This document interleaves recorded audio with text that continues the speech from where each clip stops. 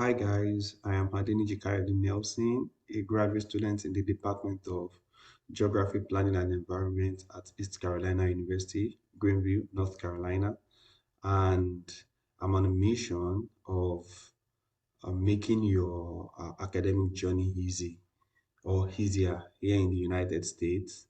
So I've made a couple of videos about when to start your application process, how to search for schools, how to navigate through through United States schools website. So I've decided to make this video on how to construct a cold email that you would send to probably your prospective professor or your the program director.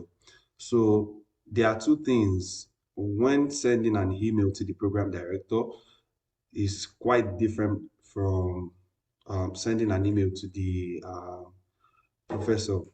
But in this session, I'll be walking us through how to construct a cold email to your professor, the one you will send to your prospective professor. And before I proceed, I need to let you know that I sent over 25 emails to different professors, like in different schools, before I got my first response. And even my first response was not encouraging.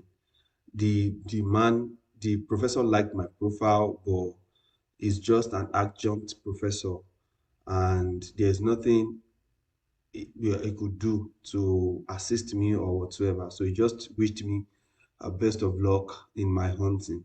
So I kept on searching for schools, and I searched for a lot of schools. So if you send an email to a professor and the professor did not respond, it is not basically because your email is not good. It might just be that the professor is not interested in you. You know, we are human beings and we are dynamic. So that is just it. So, the first thing I would like to address is timing. Time when you send your email. You wouldn't want to send email to your prospective professor during the weekends, because very early on Monday morning, averagely emails will keep coming in, and your own email, the email you sent might have just gone down, and he or she might not even have the chance to take a look at it. So I would suggest you check the time zone, then send your email during the week, and make sure you send it around, let's say, in the morning or evening or whatever, but just avoid the weekends. Avoid the weekends. Some professors will respond, but I'm just trying to, give you um, placing you on a better, or giving you a better, the best timing. Let me just put it that way, the best timing, yeah, to send your email. And the second aspect is your subject. Let your subject, okay, before I go to the subject, let me tell you one thing you are not supposed to do. But if you are sending an email to your prospective professor, don't attach any file. Never attach a file like your CV, your transcript, or whatsoever. Please don't attach it, except the professor requests it from you. Because some professor will be like, okay, you are sending an email for the very first time, saying that they might think it's a spam or whatsoever, and they won't want to open it. They might even delete it immediately. So don't attach any document to your email. So be careful in constructing your subjects. So this is my own personal email, and a couple of days after my professor responded, I had a couple of responses before this one actually. And the thing is, my email, I kept on restructuring it just to improve, to express myself further. I kept on improving it. And at some point, I started receiving I started getting responses, various responses, and here we are. So you start with the subject. The subject must catch the attention of your prospective professor, and which this is a request for MS Geography Supervision for 2021. So that is the subject that will pop up in the email. And once the professor sees this, if the professor is actually interested in admitting a graduate student or whatsoever into his or her lab, then you have a chance. Then try as much as possible to resist the idea of writing dear professor. No, it is I, because you don't have there is no relationship between you and the professor. This is a formal email. So don't start with dear professor, it is I. Then the first paragraph of your email, the first paragraph of your email should introduce you. So introduce yourself in the first paragraph, and that is just the way to go about it. So I am so.